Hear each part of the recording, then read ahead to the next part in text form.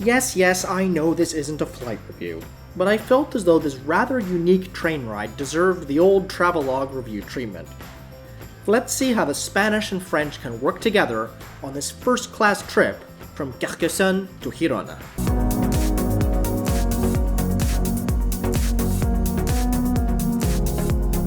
So France and Spain have a bit of a history. After the particularly nasty Peninsular War, where the term guerrilla warfare was born, and subsequent French incursions in the 19th century, Spain didn't really trust France. So when they built their railroads, they intentionally picked a different, wider track gauge, so an invading French army couldn't use it. The Russians did the same things to the Germans in World War II. That meant uninterrupted trains between France and Spain were physically impossible. Even when Spain built their dedicated high-speed network using the international standard gauge, it didn't connect to the rest of Europe. If you wanted to cross at the border, you need to get out and change trains. Trains that could cross the border, like the Paris-Madrid Talgo, were lifted up car by car and the wheels changed while passengers slept, while more recently, other systems were devised. That all changed in 2010, with the completion of the Perpignan-Figueres high-speed rail tunnel, connecting onwards to Barcelona in 2013. Now the Madrid-Barcelona high-speed line is connected with the rest of Europe. While parts of the French infrastructure need to be upgraded to be high-speed, you can now take a direct high-speed train from Paris, Toulouse, or Lyon to Barcelona, and Marseilles to Madrid. There's only one train a day on the Toulouse-Barcelona line in either direction, and I needed to get from Carcasonne to Girona, each one step away from their respective termini. For €39, I bought a first-class advanced ticket, which was only a few euros more than second class. But hey, YOLO! All tickets have reserved seats. As the French taxis in Carcassonne are notoriously unreliable, and I didn't have much baggage, I walked all the way down from La Cité to the train station. Morning is a great time to see Carcassonne before all the tourists descend. At the station, I used a machine to print out my ticket and waited till the track was posted. All of the TGVs seem to be on track 1, but you gotta keep the suspense up. You can buy tickets for this route through both of the French SNCF as well as the Spanish Renfe rail companies. As I bought a French ticket, you must validate your physical ticket with the machine. There are but 3 certainties in life: death, taxes, and il faut composter des billets. Okay, it turns out that because I had an e-ticket I didn't have to, but I only figured that out later. But seriously, if you buy train tickets in France, you gotta use the machine to stamp it. The train was announced only in French as it pulled into the station. On this particular line, a double-decker French TGV duplex is used, while on other lines it's the Spanish AVE. There's no dedicated train like the Lyra, Thalys, or Eurostar, at least not yet.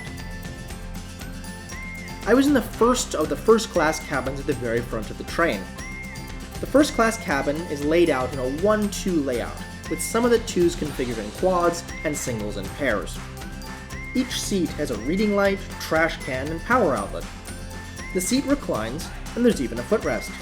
It's fine, but I feel as though the legroom could be better. Heck, in ordinary class on the Shinkansen, it's 41 inches. The cabin was uncomfortably hot. Once on board, announcements were made first in French, then in Spanish, and we were underway. Journey time was 1 hour 40. I took the opportunity to walk through the train to the cafe car, stopping by the luggage storage and cell phone seats with charging ports at the end of each car. The cafe looked fine, though it was fairly deserted. You'll also get a glimpse of second class, laid out in a 2-2 configuration through the doors. The track on the way to Perpignan hasn't been upgraded yet, so we moseyed along the coast at 145 km per hour. I took the opportunity to try out the Wi-Fi, which didn't work and needed to be brute forced by the conductor.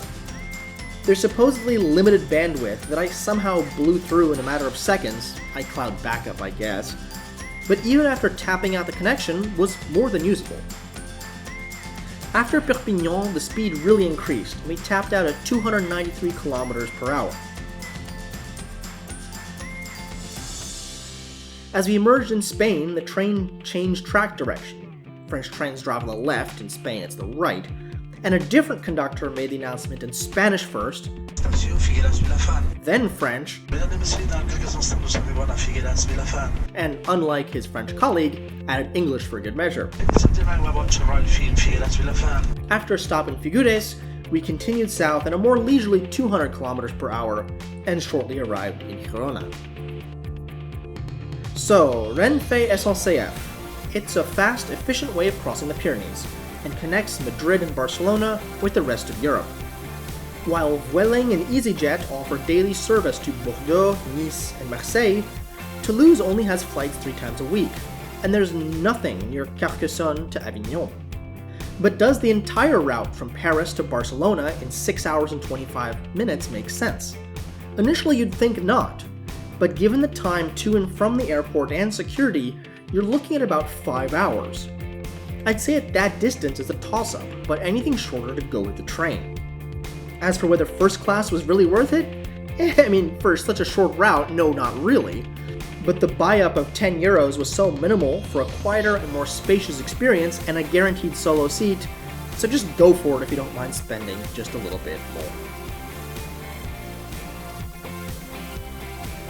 Thanks for watching. If you like this video, please give it a like and subscribe for more reviews, and I'll see you on the next one.